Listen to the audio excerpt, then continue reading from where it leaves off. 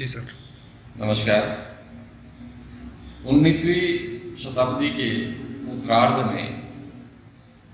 बागड़ क्षेत्र की पुण्य धरा पर गोविंद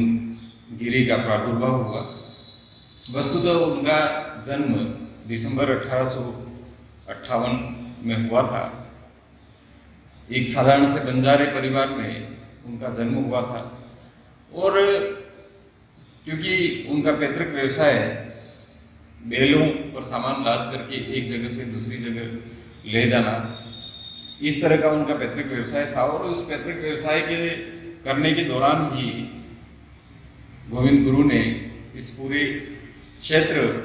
का भ्रमण किया था और उस दौरान उनको लगा था कि यहाँ की जनता बहुत ही गरीब, पीड़ित और शोषित जनता है। धीरे धीरे उनके मन में ये भाव पैदा होने लगे थे कि क्यों न इस जनता को, यहाँ की जनता को, यहाँ के आदिवासियों को जागरूक किया जाए और जो गुलामी की बेड़ियाँ थी उन गुलामी की बेड़ियों को उतार फेंकने का आह्वान किया जाए। इस तरह के भाव उनके मन में आया और उसी दौरान उनका संपर्क स्वामी दयानंद सरस्वती महोदय से उदयपुर में हुआ। उनसे भी उन्होंने स्वदेशी की शिक्षा ग्रहण करी और धीरे धीरे अंग्रेजी हुकूमत के खिलाफ आवाज उठाना उन्होंने शुरू किया, क्योंकि उस समय यहाँ की जितनी भी रियासतें थी, चाहे बांसवाड़ा, डूंगरपुर, गुजरात की ईडर हो या उधर से सिरोही, ये जितनी भी रियासतें थी सभी रियासतें ब्रिटिश हुकूमत के अंतर्गत आती थी। जब गोविंद गुरु ने यहाँ की जनता को जागृत करना शुरू किया, उनमें सामाजिक चेतना फैलाना शुरू किया और बेट बेगार के खिलाफ आवाज उठाना शुरू किया, तो यहाँ की रियासतों ने ये समझा कि ये हमारे हुकूमत के खिलाफ जो है आवाज उठाई जा रही है गोविंद गुरु के द्वारा, भीलों के द्वारा, गोविंद गुरु के नेतृत्व में। इस बात को, क्योंकि समस्त शासक अंग्रेज परस्त थे, ब्रिटिश हुकूमत परस्त थे, उन शासकों ने ब्रिटिश सरकार से शिकायत की कि यहाँ पर गोविंद गुरु जो है इस तरह के क्रियाकलाप कर रहे हैं। डूंगरपुर के जब वो बासिया में थे, बासिया में, तो उस समय डूंगरपुर के महारावल ने उनको बुला करके इस तरह के क्रियाकलाप करने से मना किया और उनको गिरफ्तार भी किया गया। गिरफ्तारी से 2-3 दिन में उनको रिहा कर दिया, लेकिन साथ ही साथ गोविंद गुरु को डूंगरपुर से निष्कासित भी कर दिया। जब गोविंद गुरु डूंगरपुर से निष्कासित हुए तो वो गुजरात के संतरामपुर के पास में एक नटवा करके गांव है, वहां जाकर के रहने लगे और वहां पर भी एक धूनिका की स्थापना की उन्होंने, क्योंकि गोविंद गुरु की जो जन चेतना का माध्यम था वो धूनी लगाने का माध्यम था। धूनी लगा करके लोग उसमें जो है पूजा अर्चना करते थे और उसके माध्यम से जन चेतना भी वो करते थे। जब वो संतरामपुर के नटवा में थे, वहां पर भी ईडर के शासक ने और वहां का जो दरोगा था उसने काफी परेशान किया। वहां उनके अनुयायियों को आने जाने से रोका गया। इसी दौरान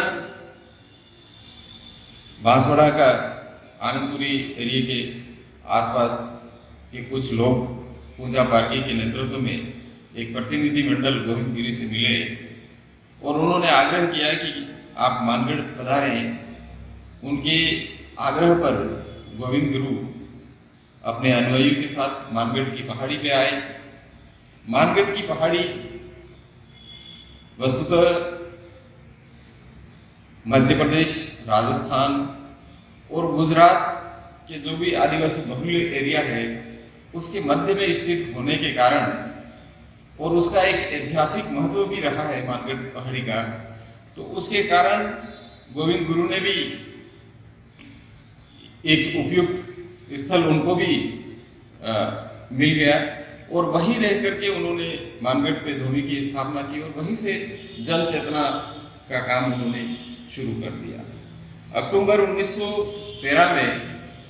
जब मानगढ़ में धोनी की स्थापना की और धीरे धीरे यहाँ के लोग मानगढ़ की पहाड़ी पर चढ़ने लगे और स्वदेशी का प्रचार प्रसार होने लगा, अंग्रेजों के जो शोषण थे, अंग्रेज प्रस्थ शासकों के जो शोषण थे,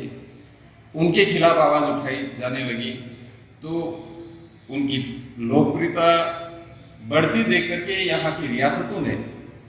एक बार फिर से ब्रिटिश हुकूमत से रिक्वेस्ट किया कि इनके क्रियाकलापों को रोकना बहुत ज़रूरी है, अन्यथा ये गोविंद गुरु के नेतृत्व में यहाँ के लोग जो है जागृत हो रहे हैं और वो कभी भी भील राज स्थापित करने का प्रयास कर सकते हैं। इस तरह का मैसेज जो है ऊपर दिया गया और उस मैसेज की वजह से ब्रिटिश हुकूमत ने भी एक्शन लिया और इन रियासतों के सहयोग के लिए उन्होंने 2 कंपनियां ब्रिटिश फौज की भेज दी। नसीराबाद ब्रिगेड को भी तैयार रहने के लिए कह दिया और इस तरह से कैप्टन स्टोकले के नेतृत्व में 17 नवंबर 1913 को मानगढ़ पर एक ब्रिटिश फौज जो है, ब्रिटिश फौज की टुकड़ियां जब गोविंद गुरु के नेतृत्व में लोग धोनी पर हवन कर रहे थे, उनको चारों ओर से घेर लिया और सर्वप्रथम एक चेतावनी दी गई कि आप इस पहाड़ी को छोड़कर चले जाएं। लेकिन जब इस चेतावनी को नजरअंदाज किया गया, उसी दौरान उसके बाद जो है ब्रिटिश हुकूमत ने कैप्टन स्टोकले के नेतृत्व में निहत्थे लोगों पर अंधाधुंध फायरिंग करवाई गई, यहाँ तक कि तोप वगैरह भी चलवाई गई। और इस दौरान जो भगदड़ मची और अंग्रेजों की गोलियां बरसाने की वजह से करीब 1500 से 2000 लोग मारे गए। कई लोग ऐसे भी थे जो भागे, उस समय पहाड़ी को छोड़कर भाग रहे थे, तो क्योंकि मानगढ़ की पहाड़ी काफ़ी हाइट पर होने की वजह से जो खाइयाँ थी, उन खाइयों में गिर करके भी कई लोग मर गए। एक बहुत बड़ा हत्याकांड जो है अंग्रेज और अंग्रेज प्रस्थ शासकों द्वारा किया गया। मानगढ़ का ये हत्याकांड जलियांवाला बाग से भी जघन्य हत्याकांड था और इसीलिए जब मैं पीएचडी कर रहा था तो उस दौरान मैंने लिखा भी था कि कौन कहता है कि देश की आज़ादी के आंदोलन में भीलू का योगदान नहीं, मानगढ़ को टटोल कर देखो, योगदान ही नहीं बलिदान भी दिया है। तो वास्तव में एक बहुत बड़ा बलिदान जो है यहाँ के लोगों ने हमारे देश की आज़ादी के लिए, हमारे देश की स्वतंत्रता के लिए बहुत बड़ा योगदान दिया है, जिसको भुलाया नहीं जा सकता है। मैं इस मौके पर यही निवेदन करना चाहूँगा कि अगर यह राष्ट्रीय स्मारक घोषित किया जाता है तो यहाँ की जनता की जो आस्था है मानगढ़ के प्रति, गोविंद गुरु के प्रति, वो आस्था और भी बढ़ जाएगी और यहाँ की जनता के लिए, यहाँ के लोगों के लिए भी एक अच्छा संदेश जाएगा। धन्यवाद।